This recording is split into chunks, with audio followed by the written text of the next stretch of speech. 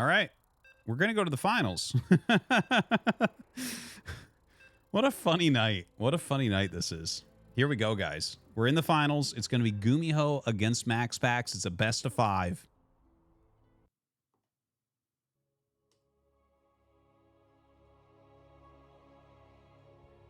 And here we go.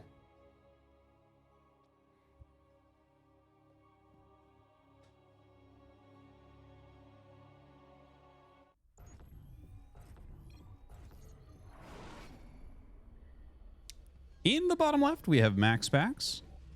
In the top right, we have GuMiHo. And one sec.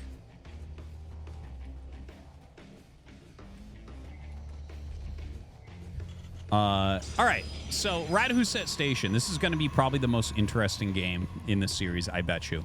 Because Radhuset, this is the map where you can't kill each other at all. And GuMiHo learned a lot about this map last week. And he actually ended up going battle cruisers multiple times on this map against Protoss, right? So I think that the way the map is actually supposed to play out is battle cruisers versus carriers. Oh, man. So we'll see if that's going to actually end up being the case. It says Nina there because we cast her last round, but she was on a different ID. So Mapu just forgot to remove that, but I already told him. So in about a minute and 30 seconds, it should disappear. Anyways, so you know, anyways, this is like very exciting. GuMiHo goes for the command center first, which we shouldn't be surprised on. We've seen this already multiple times on this map. Again, it's such a hard map to rush. It's such a hard map to finish anyone on. MaxPax backs up against that very hurt SCV. Might pokes up the ramp for a second. Just, you know, doing a little bit of light harassment. Forces another SCV to come down and fight him a little bit. And he's actually making a Zealot, which I find a little bit weird. I think... Is he actually going to let that Zealot finish? No, right? No, he is going to let it finish. Okay, he's got a Zealot. Now, I mean, is he actually going to come over here and try to attack with it? Or maybe kill the back rocks? Okay, he is going to try to put pressure on with it. I mean, this is standard for MaxPax. He likes to do this, but this map is really long. This is such a long travel distance. You know, I feel like cutting corners might have been better than this, but you know what? MaxPax is very good at this type of thing. So let's see what he gets done. Already a bunker on the way. Honestly, I think he's going to regret making this Zealot. And again, you know, it's not the end of the world to make the Zealot, but I don't think it'll get damaged. Well, hold on. Dude, the hurt SCV. Oh my God. It just sits there and gets fucking wrecked. And there's only one Marine. Oh, you have to be kidding me. And now the Adept gets here. Okay, well. I thought this was going to be the interesting map. Dude, this is so bad. This is so bad for Gumi. How annoying. How annoying. He's going to lose this SCV. He can't make any more SCVs out of there either. Man. You know, I think you go 5 Marines and you just come down the ramp. 5 or 6 Marines, whatever it is. And you'll be able to push this out. But, like, MaxPax gets the better end of the openers despite the fact that this is a command center first. Because the SCV sat in the same place and was already damaged, and the Zealot killed it before the bunker finished. If the bunker finished and there was a Marine in it, this would already be over. It would have been over a long time ago. So, yeah, he comes down with the prerequisite amount of Marines and should... Oh, man, he loses a mule as well. Dude, MaxPax is very good at getting maximum damage. Really, he is.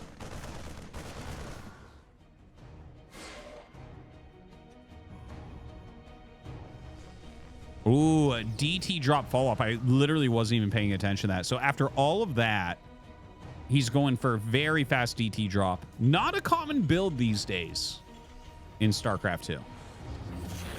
Just not that common a build, but definitely still can work well. A lot of times you put pressure on early on and script their economy some.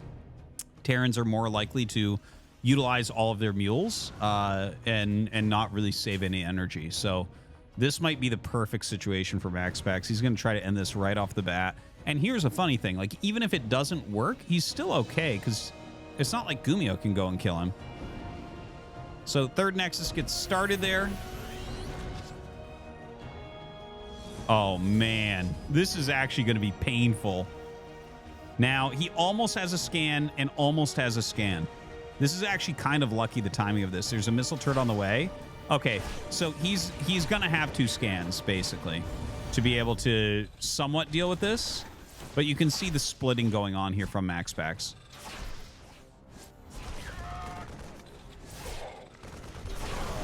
Yeah, goes ahead and scans, but a great pickup from MaxPax as well. Dude, he is really doing so much damage to Gumi here. Oh my god, just outside of that scan radius.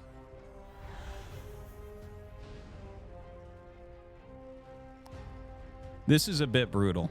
This is a bit brutal. He's making a Viking to push back the Prism.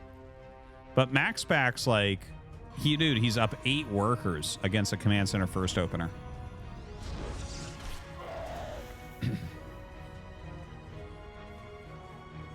Right, Forge coming up for MaxPax, as well as that Blink upgrade, making an Archon. Oh, that's so cute. He's going to Archon drop. Oh, my God. X300. Funny how you blame any Protoss strategy you play against on the ladder. Anything Protoss is doing on Brood War is clowny for you. But when every week you cast MaxPax doing his stupid cheeses literally every game, you think it's beautiful and very interesting for you. Double standards. Bitch. Yeah, I'm casting. Dumbass. God. Anyways, so yeah, the double Archon drop is not something you generally see in this matchup, but it's a great situation for it here from MaxPax. Look at this, man. He is destroying. GG. That is generally a very long map. That is generally a very, very long map.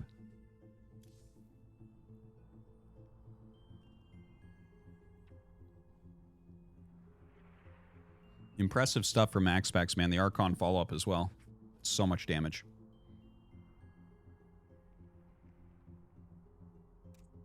Green tea. Lipton green tea. The best, the king of green tea. Right?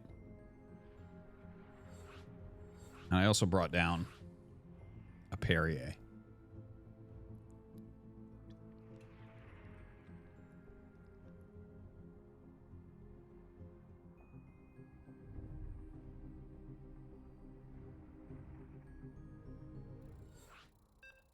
Vodka in the Perrier bottle.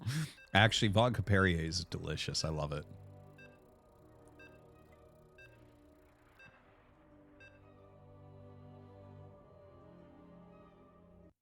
Game 2. MaxPax versus GuMiHo. MaxPax leads 1-0. Really kept so much pressure on Gumi there, man. You have to defend very well against MaxPax's early aggression.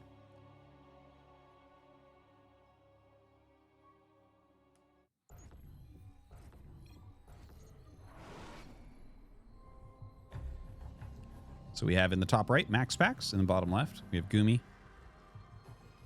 Very quick probe coming out. I think it's just going to be for some harassment.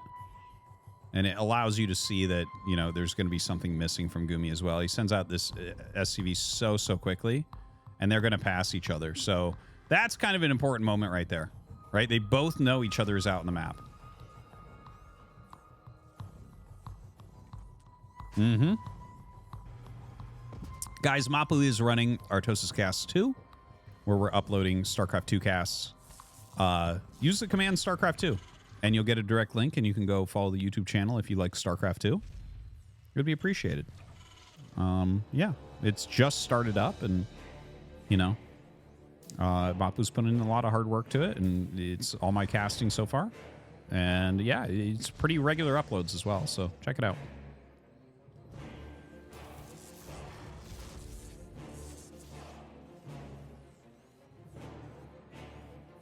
All right, so Proxy Barracks here gets scouted out. Not a good moment here for Gumi. MaxPax definitely has a bit of an edge, like when he knows that this is coming. I don't think he's going to be able to force a cancel. If this was StarCraft 1, 100% of the time that Barracks gets canceled.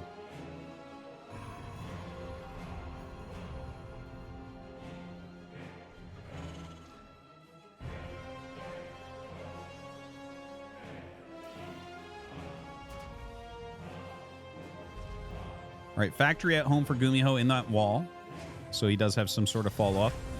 The first Zealot is out, and the Zealot is very good because MaxPax makes that Zealot a lot anyways. But the first Zealot does a great job at zoning out, you know, the Reaper a bit. So he gets a hit off there. A lot of times it's better to actually zone like the top right here, this area. Ooh. Good pullback, good pullback. Good micro from MaxPax. Gumi's trying to get a pro, but hasn't gotten one yet.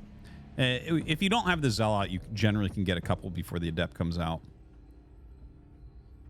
But does not secure any kills with that. Well, you actually went Stalker anyways. A little bit better than Adept. Barracks floating home. And the game, I think, will probably stabilize from here.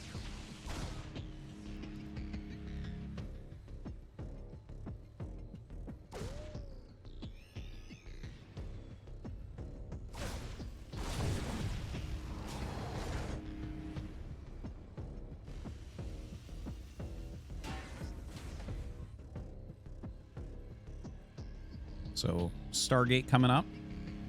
And a Cyclone is being made. Okay, so a second Barracks and a Cyclone. You know, I've seen some interesting games with Cyclones where Cyclones have overpowered Stargate users, but not too many yet. I feel like it's not completely mapped out. And he actually only goes a single Cyclone into the reactor, or the tech lab there, rather. So maybe into siege tanks from here. 3 more racks coming up. 3 more racks. All right. So he's going to be on 4 racks factory. I believe this is going to be a 2-base all-in from Gumi.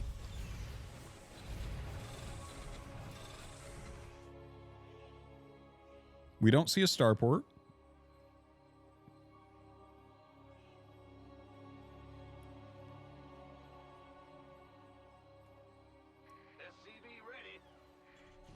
Robo coming up. MaxPax certainly going towards Phoenix Colossus at this point.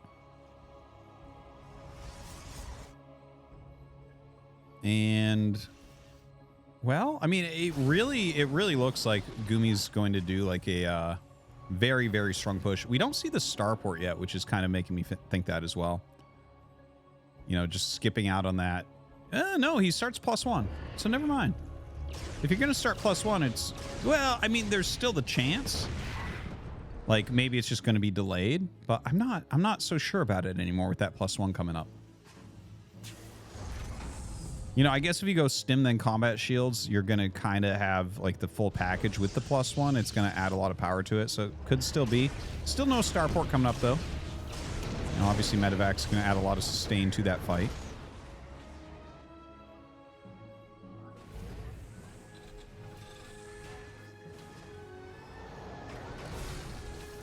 MaxPax not taking his 4th quickly. I mean, his 3rd quickly. I actually really like the decision making I'm seeing from MaxPax here. I like it delayed slightly based on the amount of barracks that he's been able to scout and everything, the kind of unit counts he's looking at. Like, if he just focuses on non-stop unit production, I think that's going to put him into a pretty good spot. Anytime your opponent is making a bunch of units, you can kind of mirror them and also make a bunch of units, and it's going to keep you safe. And that sounds very basic and it sounds very easy, but guys, you screw it up all the time if you play StarCraft. And trust me, pro gamers screw it up all the time. It's like an easy concept and it sounds like you already know it when it's said. But like, to see people actually do this is somewhat rare. People will be like, no, I normally expand now. And it's like, well, actually, he's making so many units. Let's chill out for a minute and just make a bunch of units, right? So you can fight.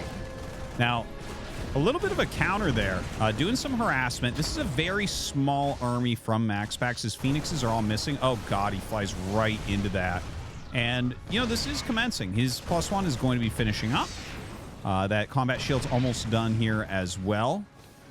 Missile turret on the way. Those missile turrets going to make it really hard for those Vikings, or the Phoenixes, rather, to do anything. Comes in, lifts anyways. The Colossi is shredding face. The Immortal actually is a heavy lifter here. Are you fucking kidding me? Holy crap. That was a much better hold than I thought he was going to get. That was a much better hold than I thought. I was actually fairly certain that Gumi was just going to kill him right there. But the new Immortal does pretty damn well. Okay, so a nice hold from MaxPax.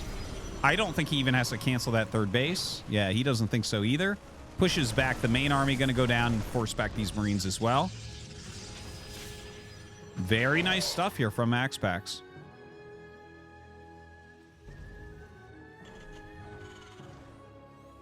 Everything about that going wrong for Gumi.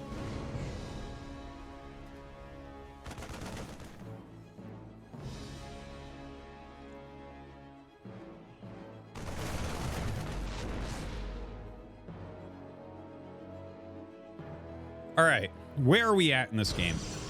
MaxPax has his third base. He's already got 2 Colossi, adding a ton of gateways, charging +1. Third command center on location here for Gumi. Getting his medevacs out now, getting his +1 armor, concussive shells, okay. It's got a fair amount of barracks. We already know he had 4 barracks in there. Definitely looks a lot better for MaxPax right at this moment, in my opinion. GuMiHo, you know, he is up some army supply and everything, but that's normal for this point in the game. And his army isn't that cohesive right now, right? Like, he doesn't actually have that good of a composition. Now, he's got this group out here, and it's pretty damaged. Like, I think he just wants to try to split MaxPax up, but I don't think he's going to be able to do that. Oh, that was a very good target for MaxPax. I actually, for some reason, thought that was going to live with 1 hit left. But no, he hits that just right.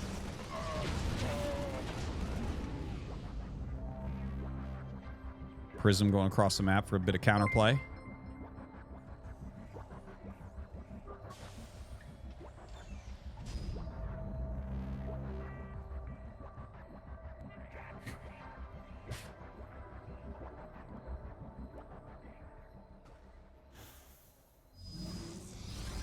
So, comes in with the charge lot. It's going to be dropping out of this prism. Kind of a nice move. It's not like doing any actual damage, but just kind of knowing where GuMiHo's at is kind of nice. Checking what's going on in there, keeping him back a little bit as well. Does a bigger warping in the main base, which starts to get a bit of damage done. He is poking this other base as well, just staying just out of siege tank range. Kind of annoying. GuMiHo really needs to leapfrog a little bit there. Taking some damage from these zealots as well. Look at this. Another drop off. It picks them up from that main base and sends them elsewhere to the natural. MaxPax is just so very good. Disruptor coming out. Templar Archives.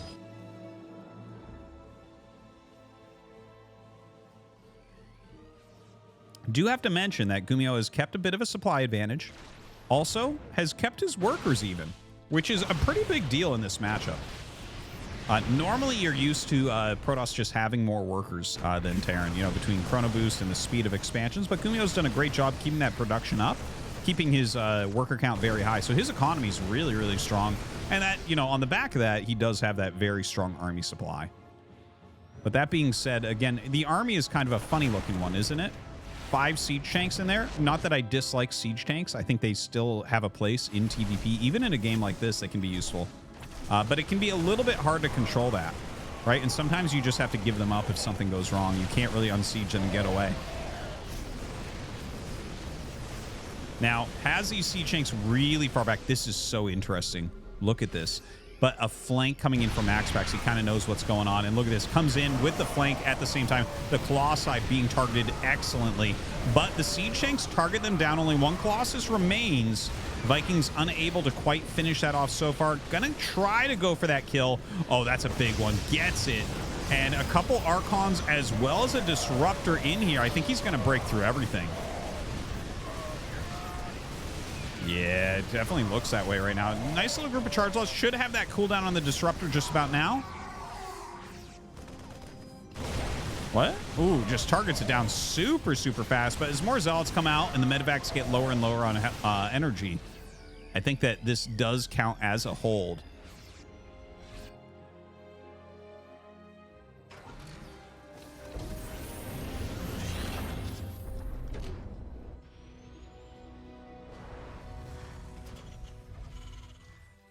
All right. This is a really interesting game. Like, the way it was going, I didn't think GuMiHo would be doing this well, but really he's doing fantastically. Comes in once again from the side here, and not a lot of splash damage for the Protoss army. As you can see, he does have those extra mortals in there, which is nice, but not a lot of anything else. The Archons can tank a little bit, deal a little bit of splash damage, but GuMiHo is picking off a lot of really key units very quickly. Trying to defend here with the Liberator, but this is hopping on hold position just outside that geyser. Doing a great job there for him. Another big warp in here in that main base. Really annoying to deal with here for GuMiHo.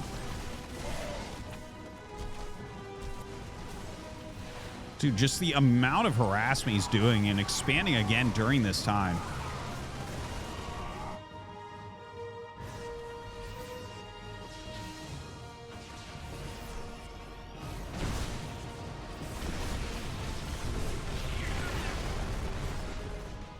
Nice forced cancel on GuMiHo's 4th CC. That 5th Nexus going to be finishing up now, up at 12 o'clock here for MaxPax. So going to want to get some probes over there and mining. Still adding in some disruptors. Definitely you can see less disruptors since the slight nerf to them, right? Like, they do cost that extra supply. I feel like we're seeing across the board less disruptors in the various matchups. Dark Shrine on the way. Ghost Tech coming out here now for Gumi.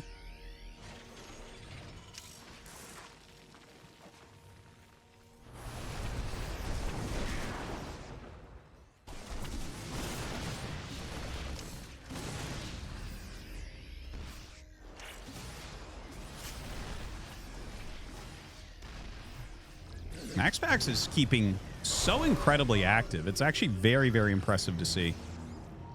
Like, he has not stopped moving. And don't forget, he's like saturating new bases during this time. He's adding new techs in during this time. Getting more upgrades going. Like, maybe he's a little bit slow on that one. Just started that +3. Hasn't started his +2. Well, it doesn't have the forge yet for it. Gets that going, though. But, like, he's doing such a good job of keeping pressure on Gumi. Gumi needs some sort of counterattack. You see he is setting that up right now. Like, he knows that if he just keeps defending, MaxPax gets the run of the map. But with this counterattack, I actually think Gumi's going to kill a base. Now, that's very good landed Phoenixes, or landed Vikings there to help defend. Look at that. Blows up the Nexus before he can even get the recall fully off. But a counterattack comes in right now. And it looks like MaxPax has just the right units to eliminate this base. In fact, might be able to get the orbital. We'll see about that. Going to get a lot of SCVs regardless. Gumi continues his counterattack into the natural base. Lots of damage being dealt. I feel like GuMiHo actually has a pretty good setup between the mines and Liberators to slow this attack down. You can definitely see that being the case. The Liberator dealing a lot of damage before it finally does get taken out. But MaxPax going to start breaching this ramp and getting into the main base, I think. Yeah, starts to push up and forward. But don't forget, GuMiHo across the map. And look at this. Just a ton of damage being dealt in here. Not sure exactly what he's starting. It looks like he maybe started on pylons and then changed a little bit. But now they're on top of each other's production. GuMiHo has almost 0 workers left over. Obviously, his buildings fly, so there's some potential with that. But there's 2 mining bases for MaxPax that simply must be killed. Also, just to mention, don't forget, he tried to use the recall on a Nexus that died. So, yeah, that could end up being a problem for him. No, but GuMiHo's going to go ahead and GG. He had no scans left against that Dark Templar. Woo! DTs are so good in base trades. It's insane. Didn't have a ghost in there either, so he actually just had no detection. That's what went on there and why that was so sudden. Because it looked like, it was like, oh, maybe GuMiHo can actually do something here, but not quite. Not going to be the case. And that means that MaxPax leads 2-0. It looked a few times in there like GuMiHo was going to be able to take it, but wasn't going to. Didn't happen, I guess, is the way to put it. And we're going to go into game 3 right away here. MaxPax leads 2-0. Could be over before it really feels like it's beginning.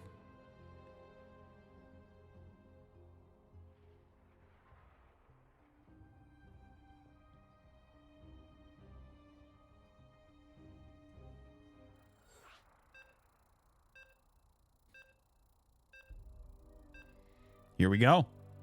Getting into the next game.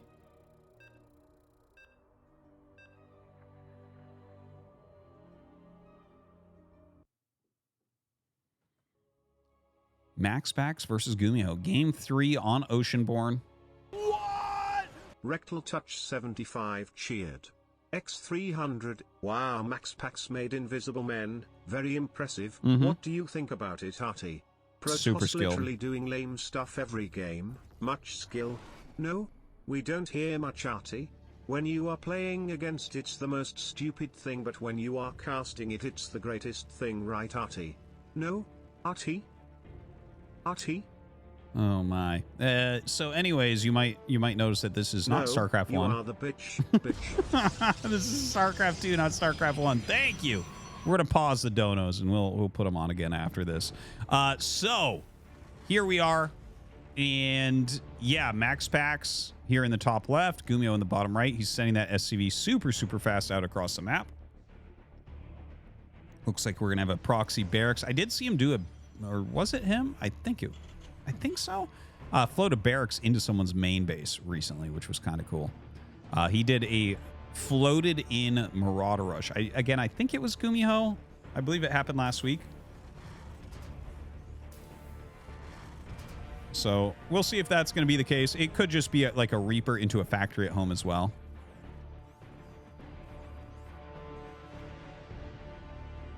Probe coming across for that big scout.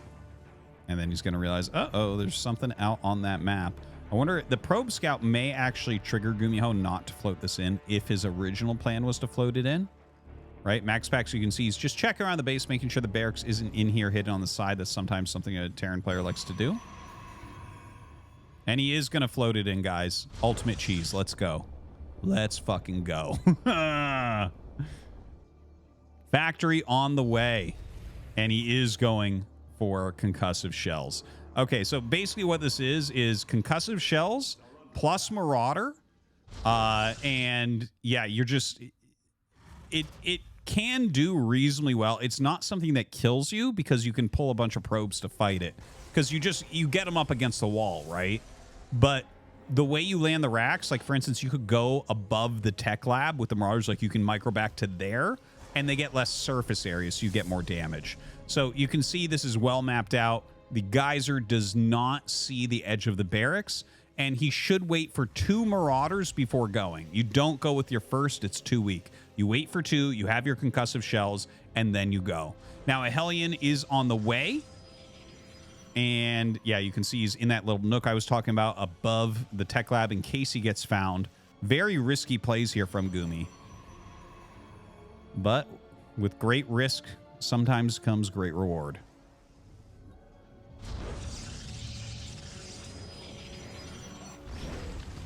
So, yeah, the Hellion comes out. Now he knows a Hellion is on the way. Is he waiting for a 3rd Marauder? I think Gumi wants to hit the front with the Hellion to draw units and then push out with the Marauders. Dude, there's 3 Marauders with concussive shell. 4th on the way. Okay, he's going to go now.